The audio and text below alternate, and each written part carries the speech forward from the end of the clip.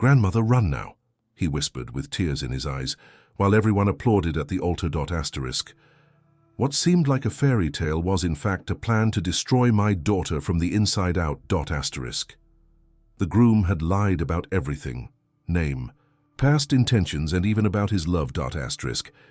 Thanks to my grandson, we unmasked the criminal before it was too late. And everything was recorded by dozens of cell phones. Asterisk. If this story interested you, don't forget to subscribe to our channel and tell us what city you're watching from. We continue. I promise this will be the best story you'll ever hear in your life. The sun streamed through the stained glass windows of St. Mary's Church, projecting colorful mosaics onto Emily's dress. The 35-year-old bride smiled nervously while adjusting the flowers in her bouquet. After years dedicated to her career as a successful businesswoman, she had finally found Richard, a charismatic entrepreneur who promised to complete her life. "Are you ready, my daughter?" asked Barbara, her mother, entering the room reserved for the bride. At 65, Barbara maintained the elegance and posture of someone who had faced many challenges in life. Widowed for 10 years, she had raised Emily and her grandson Michael practically alone after her son-in-law abandoned the family. "I don't think I've ever been so ready for something in my entire life, Mum," Emily replied, twirling to show off her dress. "Richard is everything I've ever dreamed of." Barbara smiled, but something in her eyes betrayed concern. Since Emily had announced her engagement to Richard just 6 months after meeting him, an uneasiness had grown in her chest. She couldn't explain it, but there was something in that man's gaze that deeply troubled her. "Grandma, are you okay?" Michael, only 11 years old, entered the room adjusting the tie of his suit. The boy was extraordinarily perceptive for his age, a characteristic he had inherited from his grandfather. "I'm fine, my angel," Barbara replied, disguising her concern. "Just thinking about how beautiful your mother looks." "Has Richard arrived yet?" Emily asked anxiously. "Yes, he's talking with some guests," Michael responded with an enigmatic expression. "He seems nervous." "That's normal, son. Weddings make everyone nervous." Emily looked at herself one last time in the mirror. "It's time, shall we?" Asterisk. The ceremony began promptly at 5 in the afternoon. The church was filled with friends, family, and work colleagues. Emily entered to the sound of violins, walking down the central aisle decorated with white orchids. Richard awaited her at the altar, impeccable in his dark suit, hair perfectly aligned and a smile that didn't quite reach his eyes. Barbara observed everything from the first row. While guests sighed at the beauty of the ceremony, she felt a growing oppression in her chest. Something was wrong. She tried to focus on the priest's words, but her gaze invariably returned to Richard. That quote S when she noticed his smile seemed rehearsed, mechanical. His eyes discreetly scanned the church, as if looking for something or someone. The tension in his shoulders didn't match the happiness he should be feeling. It was as if he were playing a role. "I now pronounce you husband and wife," announced the priest. "You may kiss the bride." Asterisk. The guests applauded when the couple kissed. Emily was radiant, but Richard, after the kiss, cast a quick glance toward the back of the church. Barbara followed his gaze and noticed a dark-haired woman who seemed out of place. The unknown woman quickly looked away when she realized Barbara was watching her. Asterisk. As they exited the church, while guests threw rice, Barbara felt a slight tug on her arm. It was Michael, pale and with an alarmed expression. "Grandma, I need to talk to you. It's urgent," whispered the boy. "Now, Michael, we're in the middle of the ceremony." "Please," the boy insisted with tears in his eyes. "It's about Richard. It's important." Something in the urgency of her grandson's voice made Barbara agree. Discreetly, they moved away from the main group, heading toward the church parking lot. "What is it, my angel?" asked Barbara, concerned about her grandson's paleness. "Richard isn't who he says he is," Michael declared with a trembling voice. "I discovered things about him. Bad things." "What? Do you mean? What are you talking about?" Michael took a deep breath, as if he had been rehearsing this moment for a long time. "Remember when Mom said he was in Miami on business last month?" I was using her computer to do schoolwork and saw their message history. The photos he sent weren't from Miami.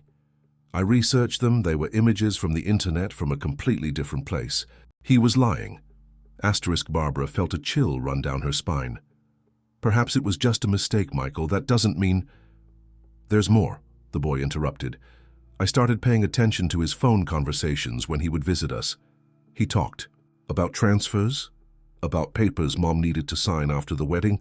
He mentioned an operation that only depended on this ceremony to be completed. Are you sure about what you heard? Barbara asked, trying to stay calm, but feeling her heart race. Absolutely. And there's something else.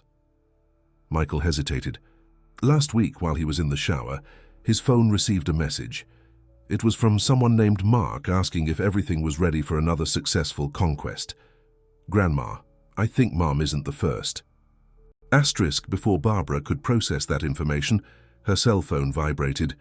It was a message from an unknown number. I'm in the church parking lot. I know who Richard really is.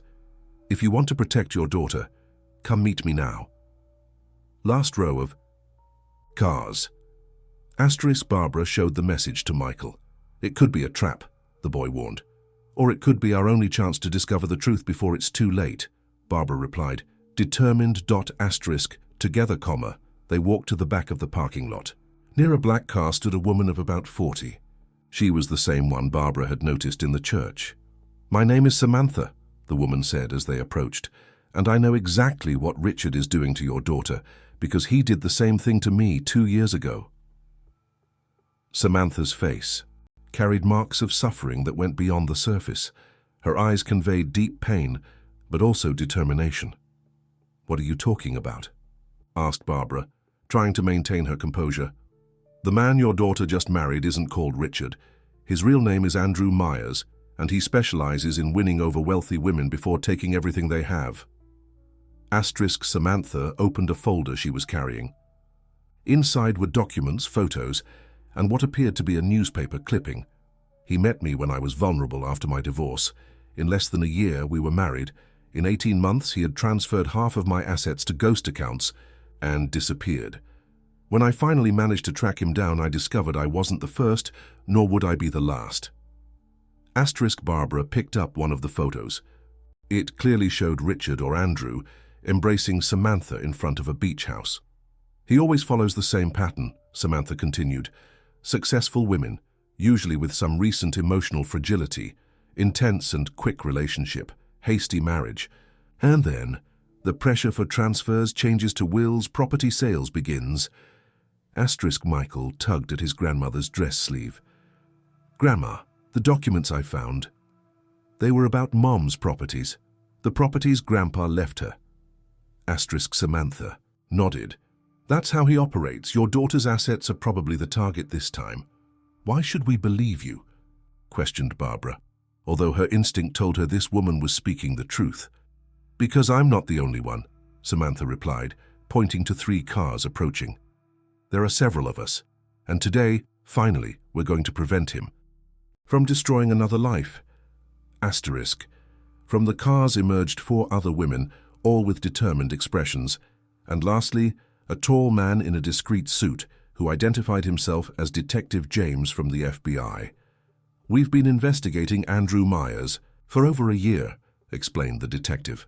He's suspected of fraud, identity theft, and emotional swindling in at least 3 states. We have an arrest warrant, but we needed to catch him in the act during another one of his operations. Barbara felt her legs weaken. Everything made sense now. The rush to engagement, the constant questions about the family business, the insistence that Emily update her will before the wedding. My daughter. I need to warn my daughter, she murmured, desperate. We'll do this together, said Samantha, placing her hand on Barbara's shoulder. But we need to act carefully. Andrew is dangerous when cornered. At that moment, they heard the sound of a door slamming shut. As they turned, they saw Richard, or rather Andrew, hurriedly exiting through a side door of the church, nervously looking in all directions. He saw me, whispered one of the women. He recognized me at the ceremony. Asterisk Detective James immediately spoke into his radio, activating his team. "He's running. Everyone in position." Asterisk. Meanwhile, inside the church, Emily remained confused, looking at the empty altar, where seconds before her husband had stood. The guests murmured, as surprised as she was by the groom's sudden departure. "Richard," called Emily, her voice trembling with confusion and fear. "Where's my husband?" Asterisk. But Richard was already far away, running through the parking lot desperately. Trying to escape the past that had finally caught up with him, Asterisk chaos took over the sacred environment. The church, which minutes before had witnessed promises of eternal love, now seethed with confusion. Emily remained paralyzed at the altar, the bouquet hanging loosely between her trembling fingers as she tried to comprehend what was happening. Guests rose from their seats, whispering and pointing to the side door through which Richard had abruptly disappeared. "What's happening?" Emily asked one of the bridesmaids, who seemed as confused as she was. Asterisk. In the parking lot, the chase unfolded like a movie scene. Richard, or rather Andrew Myers, ran between cars, desperately searching for an escape route. Detective James led the police team, strategically surrounding the perimeter to prevent his escape. "Stop Andrew Myers, FBI!" shouted James, displaying his badge as he advanced toward him. Asterisk. For a moment, Andrew froze, his eyes quickly calculating his chances of escape. Seeing himself cornered, he tried one last desperate maneuver, jumping over the hood of a car and heading toward the street. That's when Samantha, strategically positioned, stuck out her foot, causing him to trip and fall violently onto the asphalt. Asterisk. In seconds, the officers immobilized him. Andrew struggled, cursing and threatening. "You don't know who you're dealing with. I have contacts, lawyers. You'll regret this." Asterisk Samantha approached, facing him with a mixture of anger and relief. "It's over, Andrew. Your reign of lies ends today." Asterisk Barbara and Michael watched the scene in shock. As the officers handcuffed Andrew and led him to a police car, Barbara realized she needed to return to the church immediately. Emily needed to know the truth, and it would be better coming from her mother than discovering it through the whispers of guests or, worse, the arrival of the police. "Michael, stay here with Samantha. I'm going to get your mother." Asterisk. The boy nodded, his eyes revealing a mixture of fear and relief. Barbara ran back to the church, her heart beating erratically. Upon entering, she found a scene of confusion. Emily had left the altar and was now nervously walking down the central aisle, her face marked by tears that ruined her perfect makeup. "Mom, where were you? Richard disappeared. No one knows where he is." Asterisk Barbara held her daughter's hands, gently leading her to a side room. The guests watched, some with curiosity, others with genuine concern. "Emily, we need to talk. Something very serious has happened." "What could be more serious than my husband abandoning the altar in the middle of the ceremony?" retorted Emily, her voice choked with tears and indignation. "That man is not who you think he is," said Barbara, carefully choosing her words. "His name is not Richard Almeida. It's Andrew Myers, and he doesn't love you, daughter. He was only interested in your money, your properties." Asterisk Emily recoiled as if she had been slapped. "What are you talking about? This is absurd. You never liked him, you always complained, and now you invent this ridiculous story." "It's not an invention, Emily. The police just arrested him in the parking lot. He has a history of fraud, of deceiving women like you." "Lies," shouted Emily, moving away from her mother. "This is jealousy, it's sabotage. You never accepted that I could be happy after David abandoned me. You never believed that someone could truly love me." Asterisk. The words hit Barbara like arrows, but she maintained her composure. She knew her daughter was in shock. That denial was a form of protection against a devastating truth. "Emily, please, come with me. There are people outside who can prove what I'm saying. Women who went through the same thing you did." "I don't want to see anyone. I want my husband. Where's Richard?" Asterisk. At that moment, the commotion in the church increased. Guests crowded around the windows and doors, observing the police activity in the parking lot. Emily, realizing that something truly serious was happening, ran outside, followed by Barbara in the church courtyard, Andrew was being placed in the police car. Seeing Emily, he tried one last emotional ploy. "Emily, my love, this is a mistake." "Don't believe them. They're trying to separate us." Emily ran toward him but was restrained by one of the officers. Meanwhile, Samantha and the other women approached, forming a semicircle around her. "My name is Samantha Wilson," said the woman, with a firm but compassionate voice. "2 years ago, I was you. In love, confident, believing I had found the perfect man. Andrew cost me not just my assets, but also my ability to trust." One by one, the other women introduced themselves, briefly sharing their stories. Emily listened to them in a state of shock, her world crumbling with each new revelation. The man she loved, whom she had just married, was an imposter, a criminal who had destroyed lives before hers. "This can't be true," she murmured, more to herself than to the others. "We love each other. He knows me. He knows my dreams, my fears." "He studied you," said one of the women, Rachel, gently, "just as he studied each of us. It's part of his method. Identify vulnerabilities, unfulfilled dreams, insecurities, and then become exactly what we need." Emily staggered, her legs giving way under the weight of that revelation. Barbara supported her, embracing her tightly. "He said he loved me," sobbed Emily, clinging to her mother like a lost child. "I know, my daughter, I know." Detective James approached, holding a folder. "Ms. Emily, I'm Detective James Thompson from the FBI. We've been investigating Andrew Myers for over a year.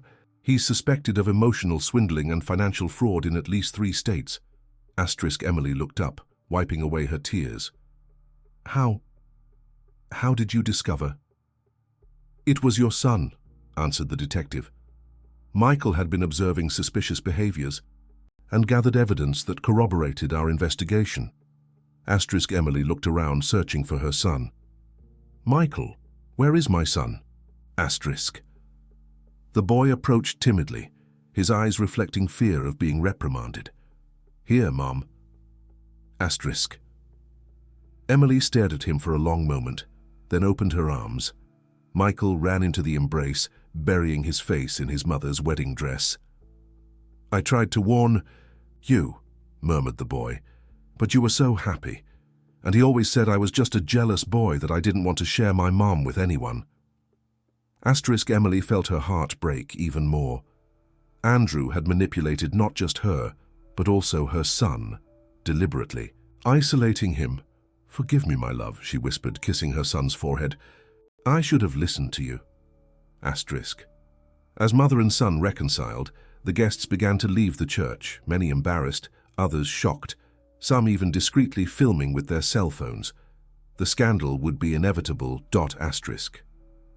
Emily looked up and saw the priest approaching, his kind face marked with concern.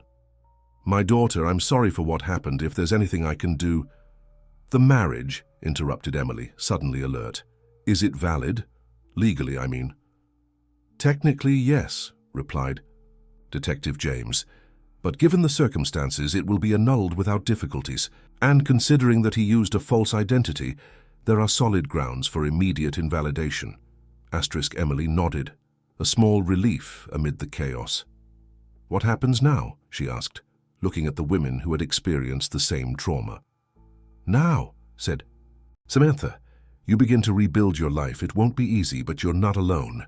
At that moment, a local journalist who was in the church covering what should have been a high society wedding approached with a microphone. "Ms. Emily, could you comment on what just happened? Is it true that your groom is a con artist wanted by the police?" Barbara immediately positioned herself between her daughter and the reporter. "My daughter will not make statements now. Please respect this moment." Detective James intervened, leading the journalist away. "The FBI will hold a press conference tomorrow. For now, we ask that you respect the family's privacy." Meanwhile, in the police car, Andrew observed the scene with an icy stare. His meticulous plan, elaborated over months, had crumbled in a matter of minutes, all because of a too observant boy and a suspicious mother. Back at the church, Emily looked around at what should have been the happiest day of her life, transformed into a nightmare. The flower arrangements, the decorative ribbons, the now silent musicians, everything seemed a cruel irony. "Let's go home," said Barbara gently. "Tomorrow we'll face this with more clarity." Emily nodded, emotionally and physically exhausted. As she turned to leave, she noticed an envelope on one of the benches. It was the invitation to the wedding reception, printed on fine paper with golden letters. "Emily and Richard invite you to celebrate their eternal love." Asterisk. With a brusque gesture, she tore the invitation into pieces, letting them fall like macabre confetti onto the church floor. "There is no Richard," she said with a choked but firm voice. "He never existed." Samantha approached, placing a comforting arm around Emily's shoulders. "The man you loved was an illusion, Emily. But the pain you feel now is real. And it will pass. Believe me." Emily faced this woman who shared her pain in such an intimate way and felt an invisible bond form between them. "How did you survive this?" Samantha smiled, a sad but determined smile.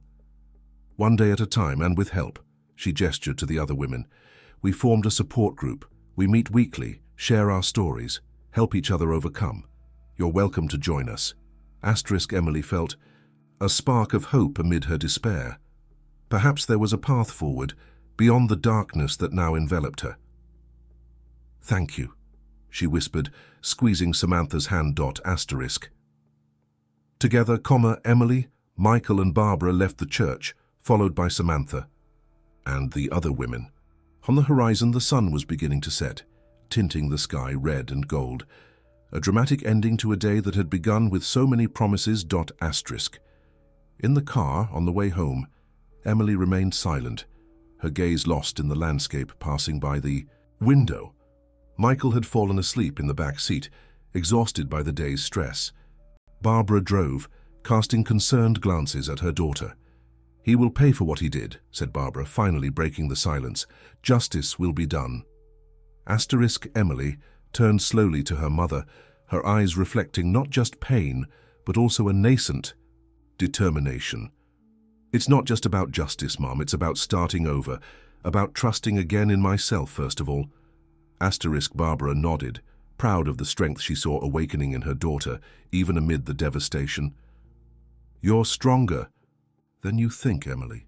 You always have been." As the car advanced into the falling night, Emily closed her eyes, allowing herself to fully feel the pain of betrayal.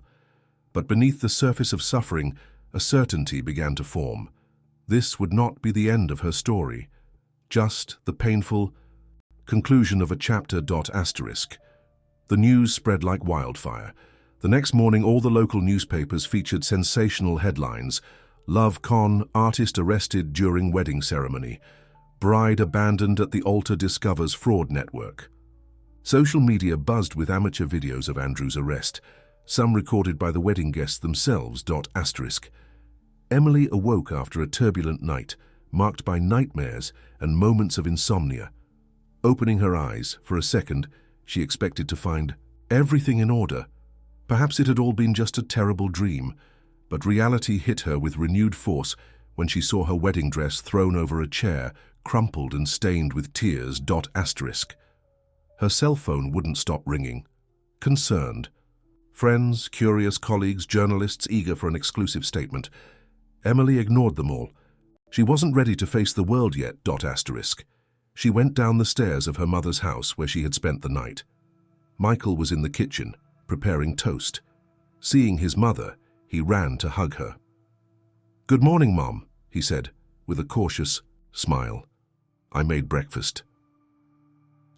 Emily felt her eyes well up with tears. Her son, so young, taking on adult responsibilities to care for her. "Thank you, my love," she replied, kissing his forehead. "You're the most important man in my life, you know that?" Michael nodded, his eyes revealing a maturity beyond his years. Grandma already left. She went to the police station to find out about him. Emily sat at the table, trying to organize her thoughts. She needed to understand exactly what had happened. the extent of the fraud, the legal implications. "Michael," she began hesitantly, "how did you discover? About Richard?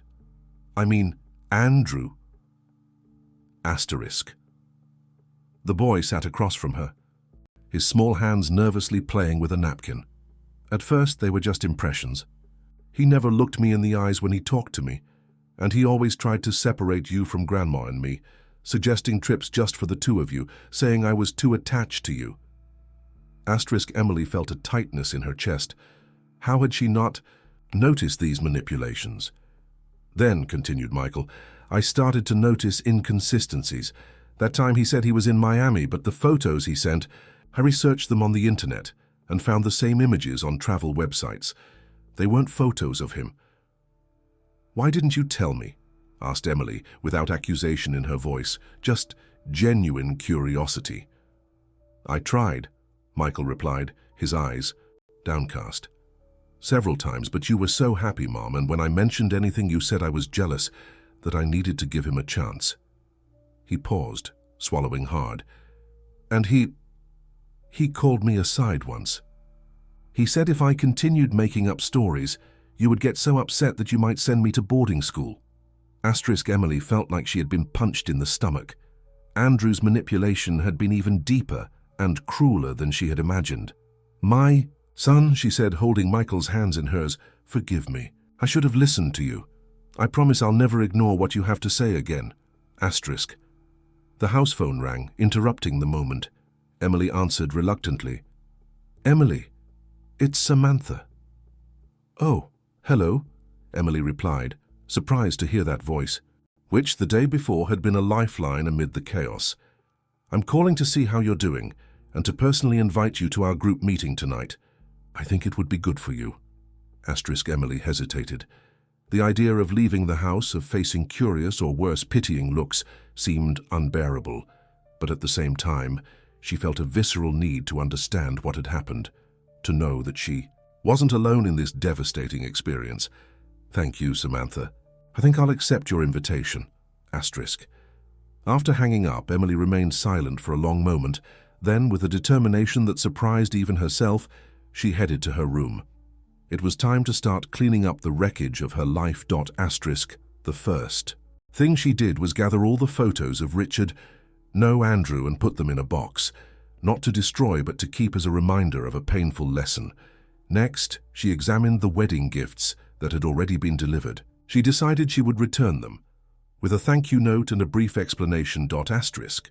While organizing the objects, she found a small jewelry box that Andrew had given her weeks before. Inside, a pearl necklace he had claimed belonged to his grandmother. Yet another lie, certainly. Emily held it up to the light, observing the soft shimmer of the pearls. How many other women had received similar family heirlooms? She set the necklace aside, determined to hand it over to the police as possible evidence. Asterisk. Her phone rang again. It was Barbara. "I'm leaving the police station now," said her mother. "You won't believe what we discovered." Asterisk. Half an hour later, Barbara arrived home accompanied by Detective James. Emily received them in the living room, anxious for information. "Andrew Myers," began the detective, opening a folder on the coffee table. "Or rather, Charles Edward. Foster, which is his real name, has an impressive history of fraud. We've identified at least 7 women who were his victims in the last 5 years, in 3 different states." Asterisk Emily observed the photos spread across the table. Smiling women, next to the same man she had loved. She felt a chill run down her spine. "He always uses the same method," continued James. "He creates a false identity, complete with forged documents. He meticulously researches his victims, studying their tastes, vulnerabilities, financial situation. Then he arranges a chance encounter and initiates an intense and quick relationship." "How we met," murmured Emily, recalling the apparently fortuitous meeting in a bookstore where Andrew had coincidentally been looking for the same rare book as she was. "Exactly. After gaining the victim's trust, he proposes marriage. It's after the ceremony that the pressure for financial transfers, property sales, and changes to wills begins. He had already asked me to put his name on some of my properties," admitted Emily, ashamed. He said it was for security in case something happened to me. Fortunately, we intercepted the operation before he could cause significant financial damage, said the detective. But the emotional damage, that's priceless, completed Barbara, holding her daughter's hand. **. Emily took a deep breath, processing that information. What happens now? He will remain detained while the process continues. The charges are serious: fraud, identity theft, use of forged documents. We're talking about a considerable sentence. Emily nodded, feeling a mixture of relief and sadness. Relief to know that Andrew would face the consequences of his actions, sadness to realize that the man she had loved had never really existed. There's something else you should know, continued the detective hesitantly. We found in his apartment a notebook detailing his conquests. He kept a meticulous record of each victim, including intimate information. Emily closed her eyes, feeling her stomach turn. The violation seemed endless. Do I need to see this notebook? It's not necessary, but if at some point you feel it would help in your healing process, it will be available. After the detective left, Emily, Michael, and Barbara remained silent in the living room, each lost in their own thoughts. I'm going to Samantha's group meeting tonight, Emily announced finally. Are you sure? Asked Barbara, concerned. Maybe it's too soon. The sooner I understand what happened, the faster I can begin to rebuild my life. That night, in a discreet community room in the center of the city, Emily met the support group formed by women who, like her, had been Andrew's victims. There were 7 in total, including Samantha, who acted as a kind of leader. One by one, they shared their stories. Rachel, a pharmaceutical businesswoman, had lost almost $500,000 before realizing the fraud. Jessica, a university professor, had been manipulated into selling the house she had inherited from her parents to invest in a promising business that never existed. Olivia, a pediatrician, had almost lost custody of her son amid the legal battle that followed Andrew's disappearance with her savings. Emily listened in silence, recognizing in each account elements of her own experience. The same excessive attention at the beginning, the same elaborate compliments, the same moving stories about a past of overcoming, all carefully fabricated to create a deep emotional connection. The worst isn't the financial loss, said Samantha, when it was her turn. It's the loss of the ability to trust, to believe that someone can love us for who we are, not for what we possess. Everyone nodded, including Emily, who now understood that she was entering a long journey of recovery. How did you overcome it? She asked, her voice small, in the silent room. Day by day, replied Olivia, learning to trust ourselves again first, recognizing the warning signs we ignored, realizing that we weren't stupid or naive. We were victims of an extremely skilled emotional predator. And supporting each other, added Jessica.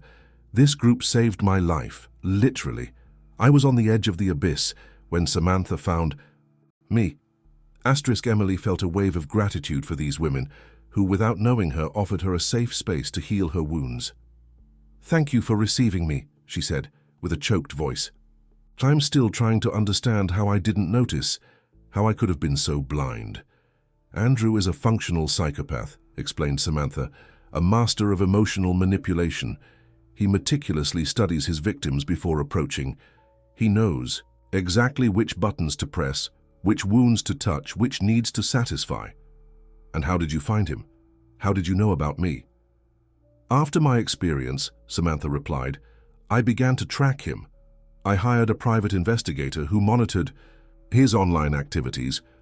When he created a profile for Richard Almeida and began frequenting social circles close to yours, we realized you would be the next target. We tried to warn you, said Rachel. We sent anonymous emails, but he intercepted them, completed. Emily, remembering how Richard Andrew had insisted they use a joint email to facilitate the couple's communication. Exactly. When we realized he had isolated you from possible alerts, we decided to act more directly. Collaboration with the police was essential. Emily nodded, trying to imagine what her life would be like if these women hadn't intervened. How many properties would she have lost? How much money? And more importantly, how long would she have lived in the illusion before realizing the truth? "How can I help?" she asked, sudden determination coloring her voice. "I want to be part of this. I want to prevent him or others like him from continuing to destroy lives." Samantha smiled, a genuine smile that illuminated her face marked by difficult experiences. "Welcome to the group, Emily. Together, we are stronger." At the end of the meeting, the women embraced, no longer strangers, but sisters united by a shared experience. Emily felt for the first time since the disaster of the ceremony that perhaps there was a greater purpose in her suffering. Perhaps she could transform that pain into something meaningful, something that would help other women avoid the same fate. Returning home that night, under a starry sky that seemed infinitely brighter than the night before, Emily allowed herself a small smile. The path would be long and difficult, but she would not be alone. "How was it?" asked Barbara when her daughter entered the house. "Transformative," Emily replied simply. "I think I found a new purpose." That night, for the first time since the failed wedding, Emily slept deeply without nightmares. In her dreams, she saw herself not as a victim but as a survivor, strong, resilient, and ready to rebuild her life from the wreckage left by the storm named Andrew Myers. 6 months had passed since that fateful day at the church. Autumn had arrived, painting the trees of Chicago with golden and reddish tones. Emily observed the landscape from the window of her newly renovated office. Much had changed in her life in that half-year, not just the physical environment, but mainly her interior. The case against Andrew Myers followed its course in the justice system. The evidence was overwhelming. Falsified documents, testimonies from various victims, meticulous records of his frauds found in his apartment. The defense tried, unsuccessfully, to claim psychological problems to mitigate the sentence. But the history of calculated and premeditated actions left little room for clemency. Emily closed the laptop where she had been following the latest updates on the case. She had decided not to personally attend the hearings. Confronting Andrew face-to-face still seemed an unnecessary emotional ordeal. Samantha and the other women in the group kept her informed about each development. The support group, which had begun with 7 women, now had 12 members. After the case was publicized in the media, other victims of similar con artists sought shelter and guidance. What was initially an informal circle of mutual help had transformed into an official non-governmental organization, New Beginnings, Support for Victims of Emotional Fraud. Emily, with her experience in business management, had naturally assumed the role of administrative coordinator. Her house, once the scene of painful memories with Andrew, now housed the NGO's headquarters. The living room, renovated and expanded, had been transformed into a welcoming space for weekly meetings. What once represented trauma now symbolized healing and purpose. A knock on the door interrupted her thoughts. "Come in," said Emily. Michael appeared, holding what looked like a school report card. "Mom, look at this. I got the highest grade on the citizenship project." Emily smiled, examining the document with pride. Michael's project, titled Identifying Manipulations: How Teenagers Can Protect Their Families, had been directly inspired by his experience with Andrew. Under the careful guidance of psychologists partnering with the NGO, the boy had transformed his trauma into an educational tool for other young people. "That's wonderful, son. I'm so proud of you." "The teacher said I'll represent the school at the State Social Projects Fair," continued Michael, his eyes shining with enthusiasm. "She thinks it can help many families." Emily hugged her son, amazed by his resilience. The boy who had previously suffered veiled threats from Andrew, who had been silenced and ignored, was now finding his voice and purpose. Pain transformed into positive action, exactly what she herself sought to do. "I'm sure it will, my love. No one better than you to explain how to perceive the warning signs." "Samantha called," Michael informed, changing the subject. "She said that reporter from that magazine will arrive in an hour for the interview." Emily nodded, feeling the familiar butterflies in her stomach that preceded any public exposure. Deciding to share her story publicly had not been easy. It meant exposing her vulnerability, publicly admitting that she had been deceived, but it also represented the opportunity to alert other women, to transform her experience into prevention. "I'll get ready," she said, getting up. "Can you let your grandmother?" No, she wanted to be present. Michael left, and Emily headed to the bathroom to touch up her makeup. The face that stared back at her in the mirror seemed simultaneously older and younger than 6 months ago. Older due to the lines of expression that stress and pain had deepened. Younger due to the new light in her eyes, the renewed purpose, as she applied a light lipstick. She thought about how her relationship with her own image had changed. Andrew had made her believe that her value was tied to physical appearance, to youth, to the ability to attract admiration. Now Emily found beauty in her strength, in her capacity to overcome, in her assumed vulnerability. The intercom rang. It was Samantha, arriving earlier than expected. "I'm at the gate with Caroline the reporter," her friend announced. "Can we come in?" Emily went down to receive them. Samantha, who had become a constant and comforting presence in her life, embraced her affectionately. "How are you feeling?" she asked softly. "Nervous," admitted Emily, "but determined." Caroline, a journalist of approximately 30 years, greeted her with a firm handshake. "Miss Emily, I deeply appreciate this opportunity. Your story can help countless women." "That's my hope," replied Emily, leading them to the room where the interview would take place. Barbara was already there, organizing a small table with coffee and cookies. At 65, she remained active and vital, having become one of the main supporters of the NGO. Her intuition, which had alerted her about Andrew from the beginning, was now valued as an important protection mechanism. "Already," announced Barbara, hugging her daughter. "You'll do wonderfully well." The interview lasted almost 2 hours. Emily shared her story with carefully chosen details, intimate enough to generate identification, but preserving aspects she considered too private. She described the first signs she had ignored, the subtle manipulations, the progressive isolation from friends and family.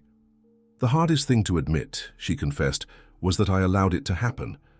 I ignored my instincts, my mother's concerns, my son's observations.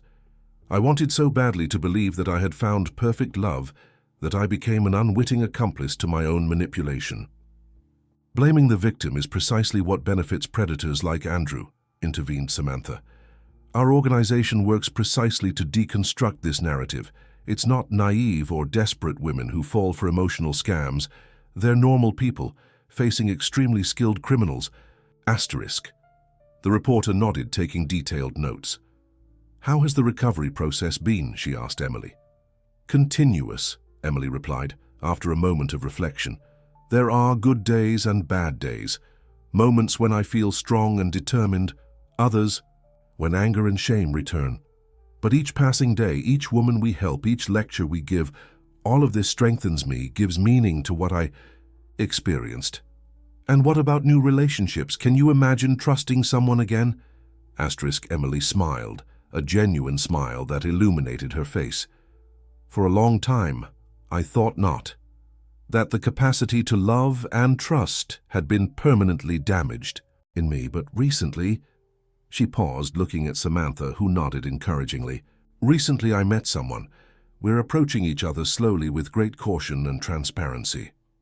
"One of the volunteer psychologists at the NGO," explained Samantha, with a knowing smile. "An admirable man who perfectly understands the process Emily is experiencing." Emily blushed slightly. Her relationship with Thomas, still in its early stages, represented a significant personal victory. The ability to allow herself to be vulnerable again, to believe in the possibility of genuine love. These were achievements that, months before, had seemed impossible. "He knows my whole story," added Emily, "and we've established a pact of absolute honesty. But most importantly, he met and won over my son and my mother even before our first official date. The interview continued, addressing the work of the NGO, warning signs for identifying potential con artists, resources available for victims. At the end, the reporter seemed genuinely impressed by the transformation of these women. "One last question, if I may," said Caroline. "If you could say something directly to Andrew Myers today, what would it be?" Emily reflected for a long moment. "I would say that, ironically, he ended up giving me a gift, a painful, expensive gift that I would never have chosen to receive. But a gift nonetheless. He taught me about my own strength, about the importance of the family that was always by my side, about the community of women who support each other, and mainly, he gave me a purpose that transcends any romantic relationship." After the journalist's departure, Emily, Samantha, and Barbara remained in the room reflecting on the conversation. "You were incredible," said Samantha, squeezing her friend's hand. "Authentic, vulnerable, strong, exactly what other women need to see." Emily's phone rang. It was Detective James. "Emily, I have news. The trial has concluded. Andrew was sentenced to 12 years in prison for fraud, identity theft, and use of forged documents." A silence followed the news. It wasn't exactly a celebration. No sentence could completely reverse the damage caused, but it represented a closure, a formal recognition of the crime committed. "Thank you for letting me know, Detective," replied Emily, her voice calm. "And thank you for everything you've done for us." Upon hanging up, she shared the news with Samantha and her mother. 12 years, murmured Samantha. "Enough time for many other women to be protected from him. And time for us to continue our work," added Emily, "so that when he gets out, he'll find a world where his tricks are easily recognizable." That night, after dinner, Emily, Michael, and Barbara sat on the house's porch, observing the starry sky. A gentle breeze swayed the leaves of the trees, bringing the scent of the first flowers of the approaching spring. "You know what I thought today?" said Michael, breaking the contemplative silence. "That sometimes the bad things that happen can lead to good things we never would have imagined." Emily looked at her son with admiration. His wisdom, once ignored, was now a guiding beacon in the family's life. "Like what, son?" "Like the NGO, like the new friends we made, like you helping other people." He paused. "And like Thomas, he's cool." Emily smiled, moved. Her son's approval meant more than any other. "Yes, he is cool. And we're taking it slow, very carefully." "I know. And I like that." Michael adjusted himself on the bench, resting, his head on his mother's shoulder. "You know what else I thought? That maybe our happily ever after isn't like in fairy tales. Maybe it's more about learning, growing, and helping others." Barbara, who had been observing the scene in silence, discreetly wiped away a tear. "Of all the lessons this experience has brought us," she said, "the most precious to me was rediscovering the importance of trusting our intuition, of listening to the voices that really care about us, even when they are small." Emily nodded, hugging her son with one arm and extending her other hand to her mother. "And my lesson was that true love isn't the one that promises perfection and eternal happiness," she said, looking at the stars. "It's the one that remains by our side when everything crumbles, that helps us collect the pieces and rebuild something new and stronger." Emily's phone rang again. It was a message from Thomas. "Thinking of you, hope the interview went well. I'm here when you need to talk." Emily smiled, showing the message to Michael and Barbara. It was a simple message without grand declarations or grandiose promises, just presence, support, respect for her space and time. Exactly what her heart now recognized as true love. "I think I'll reply," she said, typing. "The interview was intense but good. Thank you for being present, even from a distance. Maybe we could have coffee tomorrow." The response came almost immediately. "That would be wonderful. At your pace, in your space, I'm here." That night, as she prepared for bed, Emily paused in front of the mirror. Her wedding dress, which had remained as a painful reminder in her room for so long, had now been transformed. Following a suggestion from the support group, Emily had taken it apart and, with the fabric, created small purses that would be sold at a charity bazaar for the NGO. The symbolism had not gone unnoticed. What once represented illusion and pain now generated resources to help other women. The dress that would have celebrated a union based on lies had been transformed into an instrument of liberation and solidarity. Emily lay down, feeling a peace she hadn't experienced in a long time. The path to recovery was still long, but each day brought small victories. Trust in herself, reconnection with people who truly loved her, the discovery of a greater purpose. These were achievements that no one could take away from her. Her last thought before falling asleep was that, although she hadn't had her perfect day in that interrupted ceremony, perhaps true perfection was in the days that followed. Imperfect, painful, but authentic and transformative. Days when she had ceased to be a character in Andrew's script to become the author of her own story. A story that, although marked by scars, was now truly hers. The end. Dear listeners, we hope that Emily's journey has touched your hearts and shown that even from the most painful experiences, strength and purpose can be born. To continue this emotional journey, we've prepared a special playlist with equally moving stories about overcoming and new beginnings. Find it here by clicking on the left side of the screen. If this narrative resonated with you, don't forget to subscribe to our channel and give this video a like.